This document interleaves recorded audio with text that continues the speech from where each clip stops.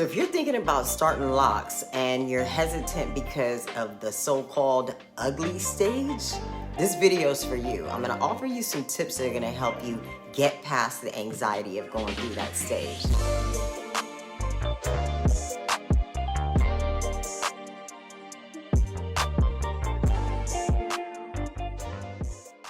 Is there actually an ugly stage? Is that true or is that false?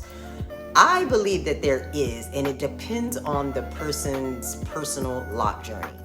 Okay, if you are starting out being the type of person who's used to changing your hairstyle often, it's always neatly groomed, then that beginning stage of the lock journey could definitely be considered an ugly stage due to the fact that you no longer have control over what you see happening.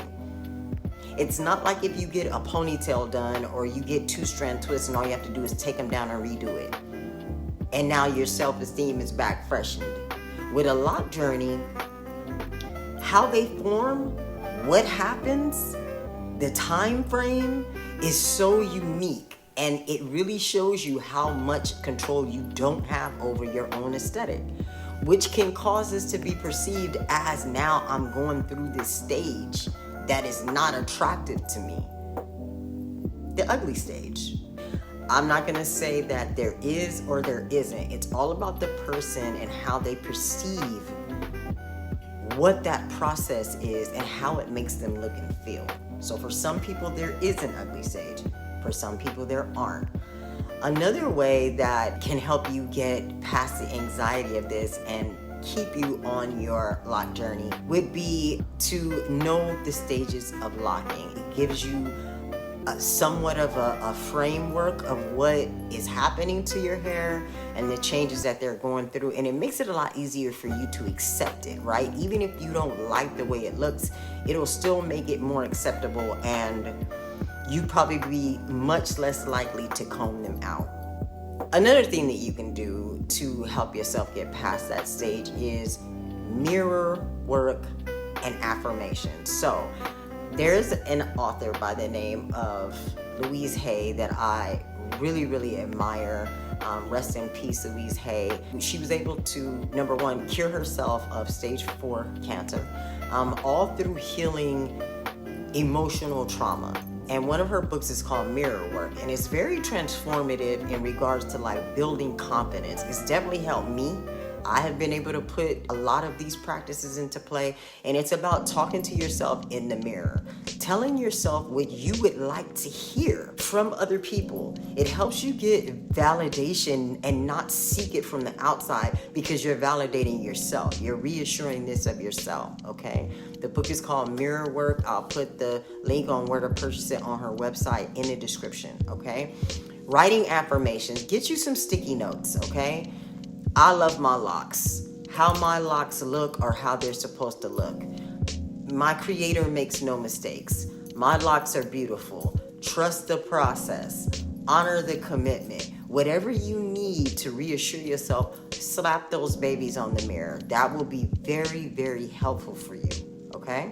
This is just a very small portion of the lock journey. That beginning stage, that budding phase, before your locks drop, as they say, and that's when they start to like actually have the hang time, okay? If you're starting with relatively short hair, so here a neck length or shorter, then they tend to not really have that hang time in the beginning, and they're kind of like just everywhere floating around. So getting past that can be difficult. That's what a lot of people consider the ugly stage, because they don't really have a lot of control over it. Retwists don't really last. You get it retwisted, a week later, it's back looking crazy. Another thing that I recommend you do is get a hobby. Find something different other than your hair to focus on. When you first start locks, you're going to obsess over them. I obsessed over them. I've never seen or met anyone else who did not obsess over them.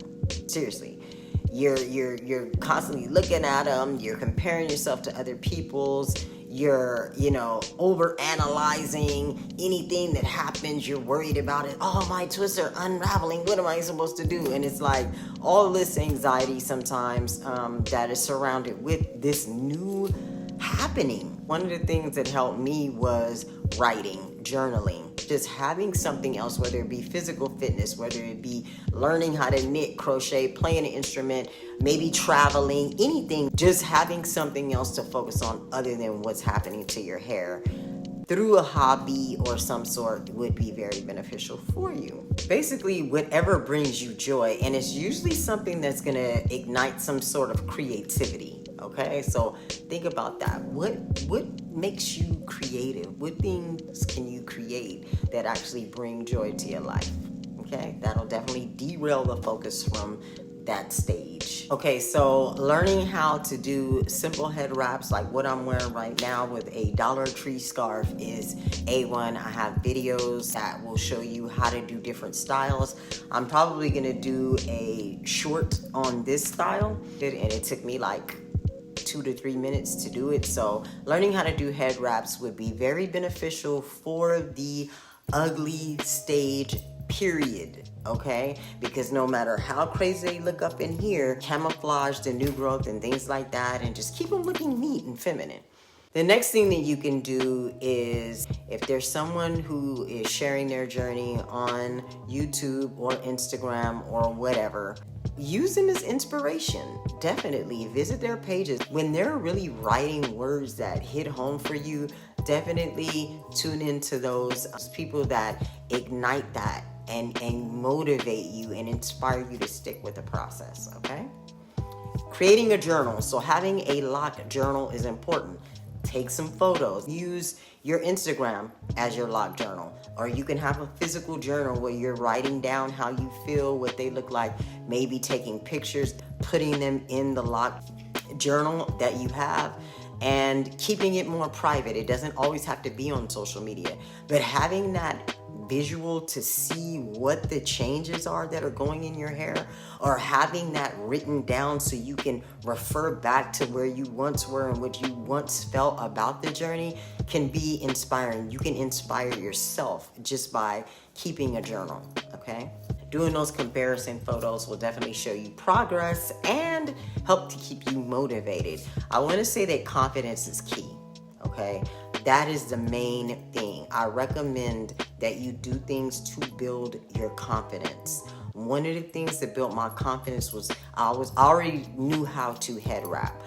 So I kind of had that advantage starting out with my lock journey. But head wraps really are a game changer. When so many women talk about struggling with the ugly stage, I'm like, why don't you just wear a head wrap? They're very feminine, they're pretty, right? They camouflage everything that your hair is going through. I have videos of my hair when I was head wrapping like a month into the game. Like I never, even though I might have been going through that stage behind closed doors, when I was representing myself to the world, I always looked good. A lot of my transition, as I said, were internal, okay? So, but to the world, I was definitely able to represent my hair and my lock journey very well, okay? And that helped keep my self-esteem boosted and kept me on the journey. I want to add that if you should decide to change your mind for any reason, do it. There's no judgment there. There's no right or wrong. If you decide to comb them out, shave your hair off, whatever the case may be, do whatever makes you feel good. Nothing to feel ashamed about. You change your mind. Wasn't for you. So I don't think that anyone should have any anxiety about, starting it, realizing that, this just isn't for me, whether it be because of the ugly stage, or you might get past the ugly stage and still feel like, okay, I got past that, but this is still not for me. Nothing wrong with it. Find something else to do with your hair. Okay, so thank you for watching. I hope these tips help you get past that infamous ugly stage, okay? Because for some of us, it really was a reality, and I'm not gonna undermine it. I also wanna say that if someone comes to you, let's say you're promoting and inspiring people to lock, and they come to you and they're like, I really don't want to go through the ugly stage. I don't think it's helpful at all to respond to that person as there is no such thing as an ugly stage. Validate their feelings. Let them know that, okay, yeah, I could see where that could be a concern, even if it didn't happen with you, right? But it's a valid concern for a lot of people. specifically women. So, you know, to undermine that, I feel like will make it more difficult for them to stay on. Versus if you validate it, you know what, yeah, I can see where that could happen. And this is what I did to help me get through that period of time. You know what I mean? Even if it wasn't a struggle for you, you could just share some gems and some tips on what helped you get to where you are right now, right? Whether it's a year in, 2 years, 3 years in, 5 years in, you can still share what kept you motivated to stay on your journey, okay? So again, I hope that this helps you. Go ahead and start them Locs, okay? Share this with somebody who may have told you that they want to start their Locs, but they're scared of the ugly stage. These recommendations will really come in handy. I can promise you that, all right? And of course, subscribe, and I'll see you in the next video. Peace.